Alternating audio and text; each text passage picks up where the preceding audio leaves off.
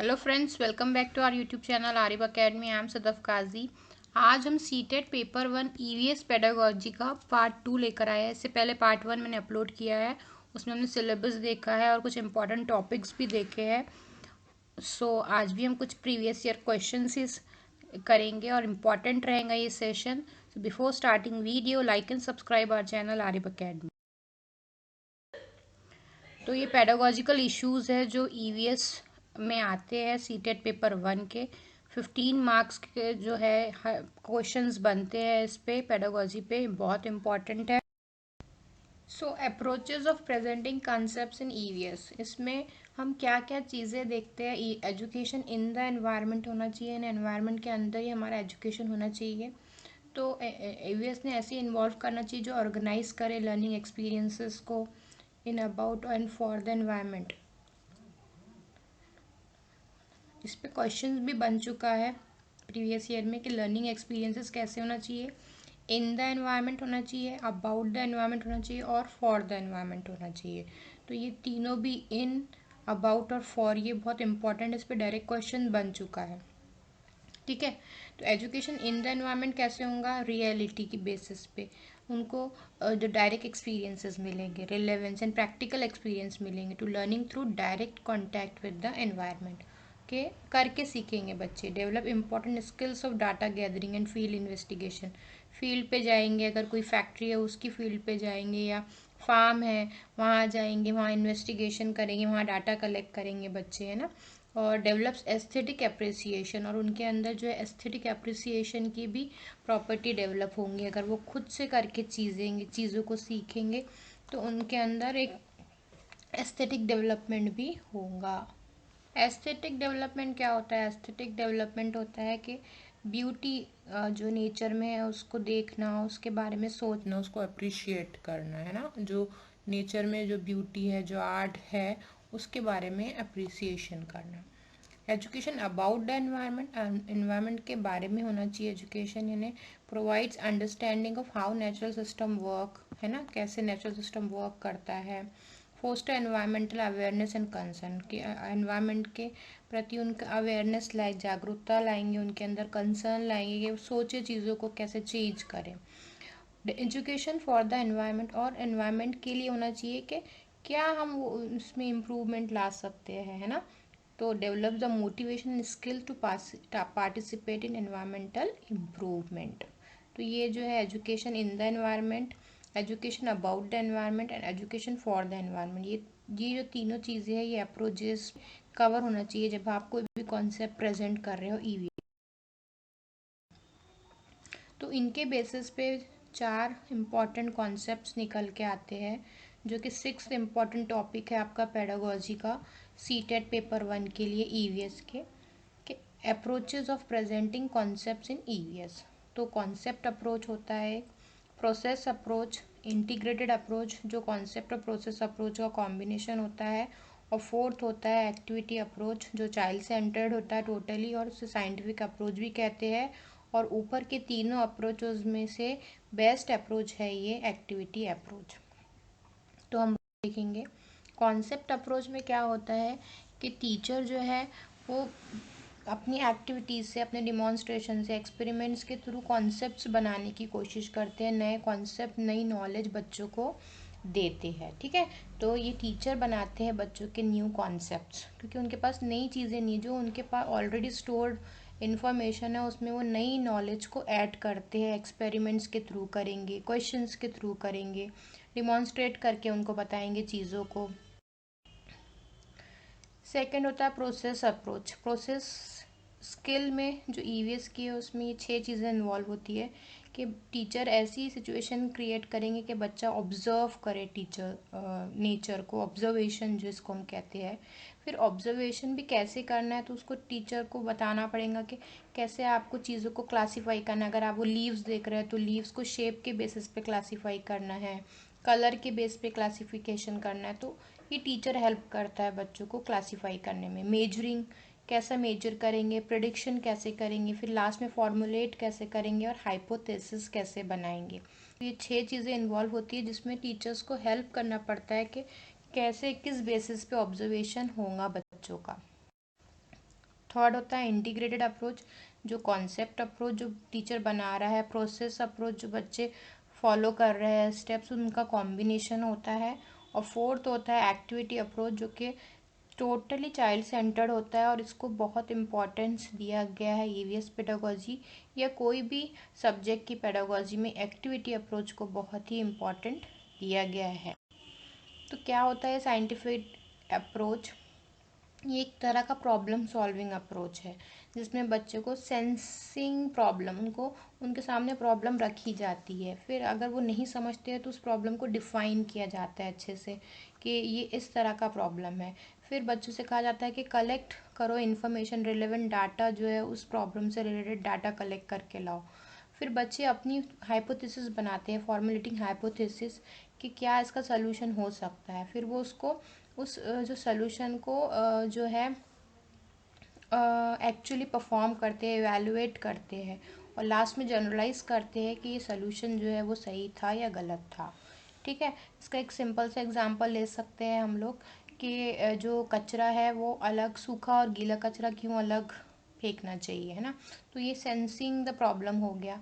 फिर अब क्यों डिफाइन, उसको प्रॉब्लम को डिफाइन करके बताना पड़ेगा कि भाई आपको गीला कचरा अलग फेंकना है और सूखा कचरा अलग फेंकना है, तो इसके क्या साइड इफ़ेक्ट्स है या क्या इसके एडवांटेजेस है ना। एडवांटेजेस बच्चों को बताना, डिफाइन करके बताना है प्रॉब्लम को। अगर नहीं करते हैं तो क्या हो सकता है। अब बच्चे इससे रिलेटेड इंफॉर्मेशन जो है कलेक्ट करेंगे कि क्या होता है अगर गीला कचरा सूखा कचरा अलग अलग फेंका जाए, तो क्या उससे हम लोग को फ़ायदे हो सकते हैं या नुकसान हो रहा है, जो भी है वो डाटा कलेक्ट करेंगे। फिर वो अपनी हाइपोथेसिस बनाएंगे, नहीं ये तो फ़ायदेमंद हो रहा है हमारे लिए। फिर उसको इवैल्यूएट करेंगे कि देखेंगे उसको कि ये जो है गीला और सूखा कचरा अलग करने से क्या फ़ायदे हो रहे हैं, वो करके देखेंगे। और फिर लास्ट में वो जनरलाइज करेंगे कि हाँ गीला कचरे से हम खाद वगैरह बना सकते हैं, सूखा कचरा लग रहा तो उसको उसके जो लैंडफिल्स में या उसको डिकम्पोज करना इजी हो जाता है ना। तो ये सब चीज़ें वो लोग जनरलाइज करके सलूशन निकालेंगे। तो ये बेस्ट अप्रोच होता है जिसमें बच्चे खुद करके चीज़ों को खुद डाटा कलेक्ट करेंगे, है ना। तो टीचर थोड़ा हेल्प करेंगे उनको प्रॉब्लम्स को डिफाइन करने में, उनको उनके अंदर जागरूकता लाने में कि ये प्रॉब्लम ऐसी है, सेंसिंग करेगा प्रॉब्लम को। बट बाकी का सारा काम जो है बच्चे खुद ही परफॉर्म करेंगे, इसलिए चाइल्ड सेंटर्ड भी है ये। क्वेश्चन बना था कि approach of presenting EVS concept at primary level to such that students have to consult members of family and community to find out about type of food, shelters etcetera. तो the reason for this, तो ऐसा approach EVS का जिसमें बच्चों को primary level में consult करना पड़े अपनी फैमिली से, कम्युनिटी से कि किस्में, खाने की किस्मों के बारे में, शेल्टर्स की किस्मों के टाइप्स के बारे में। तो ये द रीज़न फॉर दिस क्या हो सकता है इसका रीज़न? फर्स्ट है students are close to their family and community, क्योंकि बच्चे अपनी फैमिली और कम्युनिटी से नज़दीक होते हैं। सेकेंड है family and community are more knowledgeable about food and shelter, उनको ज़्यादा नॉलेज होती है। थर्ड है student social cultural background is primary source of learning. And fourth है साइकोलॉजिकल प्रिंसिपल ऑफ पियाजे are based on social interactions for learning. तो इसमें का बेस्ट ऑप्शन जो निकल के आ रहा है वो थर्ड है, क्योंकि सोशो कल्चरल बैकग्राउंड में आपकी फैमिली, कम्युनिटी, सारी चीज़ें आ जाएंगी। और प्राइमरी लेवल पे ने बच्चे जो प्राइमरी लेवल पे, ये उनका प्राइमरी सोर्स होता है लर्निंग का, यहीं से वो सीखते हैं खाने के बारे में, रहने की जगहों के बारे में। तो ये जो है ये बेस्ट ऑप्शन हो। Student socio cultural background is primary source of. Next है presenting students with clear examples and non examples. अगर आप एग्जाम्पल्स, नॉन एग्जाम्पल्स दे रहे हो बच्चों को तो कैसे हेल्प हो रही है? फर्स्ट है is an effective way to encourage conceptual change. Second है leads to confusion in the minds of students. Third है causes gaps in their understanding of concepts. Fourth है focuses on procedural knowledge rather than conceptual understanding.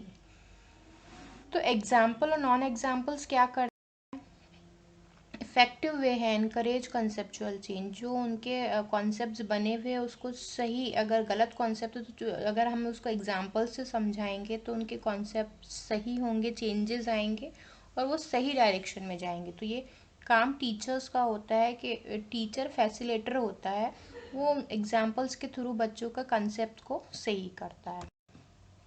The nature of EVS is, next question है integrated, disciplinary, inter related, static. बहुत ही important question है और हमेशा आता ही है। इसका सही आंसर है इंटीग्रेटेड, क्योंकि ईवीएस जो है कॉम्बिनेशन है 3 सब्जेक्ट का, सोशल साइंस, एनवायरमेंटल एजुकेशन और environmental science.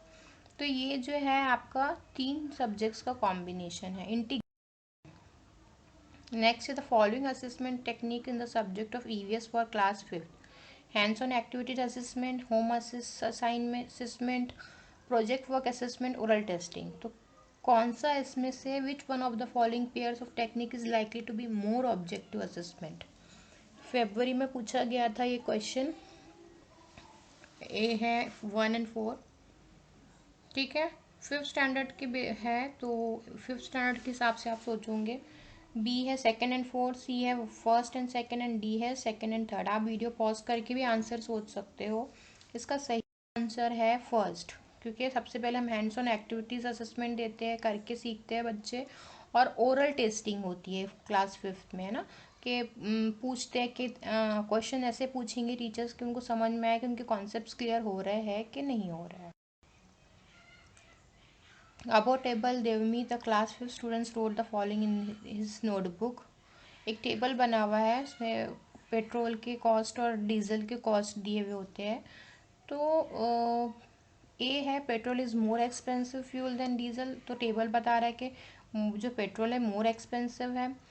The percentage increase in price of diesel is more than that of petrol. Third है diesel is cheaper and that is why public transport run on it. Diesel is a cheaper fuel than petrol, people should buy diesel vehicles. तो कौन सा इसमें से सही होगा?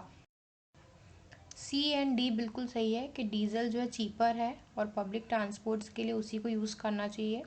और D भी सही है क्योंकि चीपर फ्यूल है पेट्रोल के कंपेयर में, इसलिए जो लोगों ने डीजल के व्हीकल्स को यूज़ करना चाहिए। एनवायरनमेंट को पोल्यूशन से, यानी कम जो पोल्यूशन हो, ठीक है, और चीप जो फ्यूल है वो यूज़ किया जाए, ना कि महंगा पेट्रोल यूज़ किया जाए।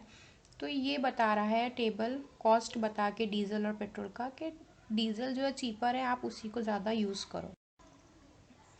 Next, at primary stage has been develop to include pure science as well as social science concept, this has been done primary 2।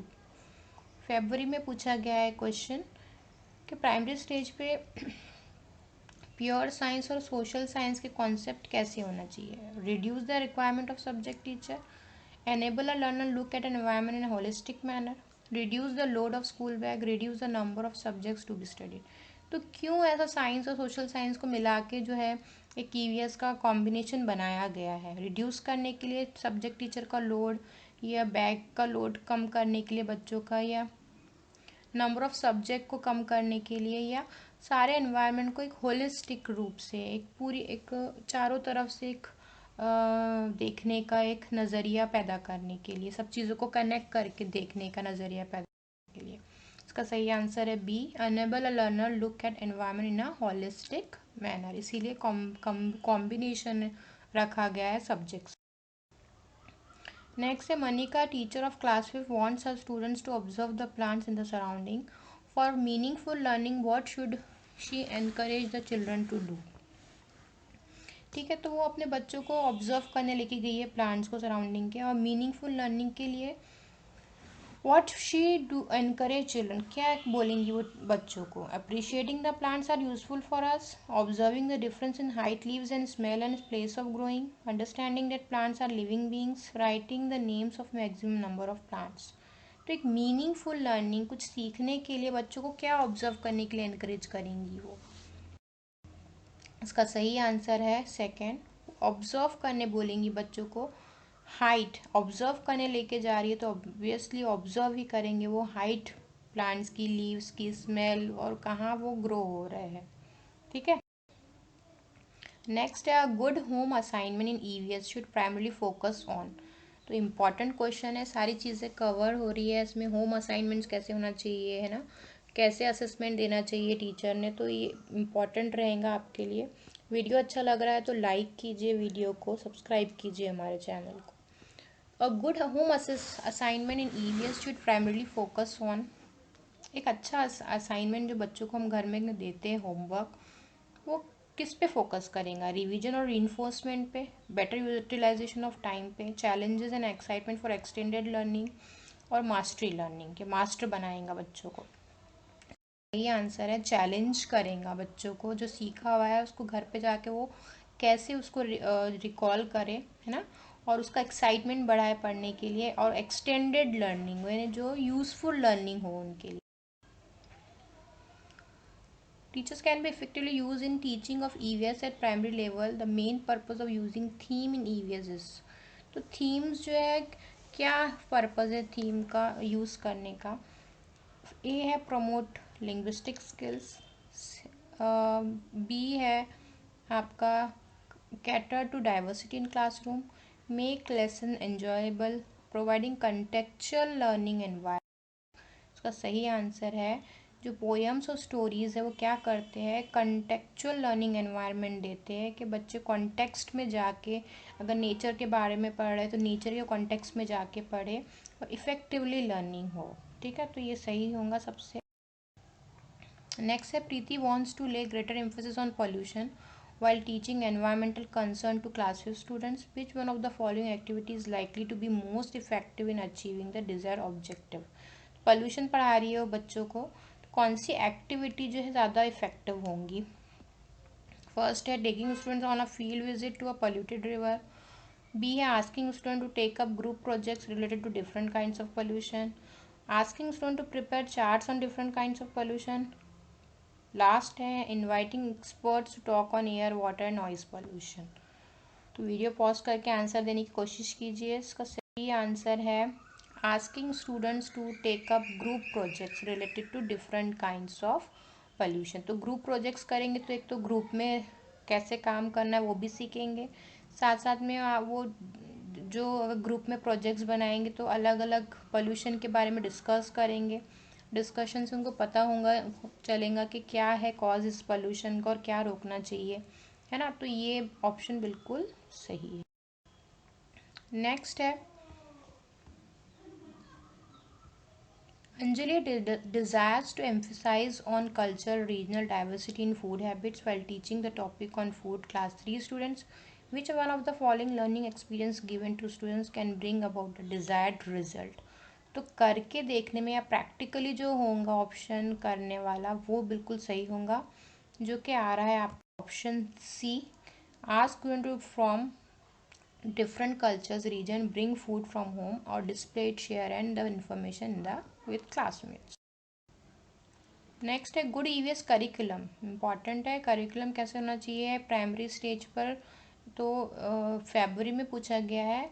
ए है emphasize more on exact definition, B है include more practice question and exercises, C है provide opportunity to explore surrounding, D है focus more on detail explanation of concepts. तो ना ही definitions को रटवाना है, ना practice करवाना है, एक्सरसाइज करवाना है, ना ही डिटेल एक्सप्लेनेशन है कॉन्सेप्ट का। सही ऑप्शन है C, provide opportunities to explore surrounding. Explore करना ये बहुत ही की वर्ड है ईवीएस का, एक्सप्लोर करना, है ना, जो है प्रैक्टिकली सराउंडिंग से चीज़ों को सीखना। होप आपको डिस्कशन अच्छा लगा होगा। क्वेश्चंस का हमने 6 चैप्टर भी डिस्कस किया है, पेडागोजी का सारे कॉन्सेप्ट्स देखे हैं।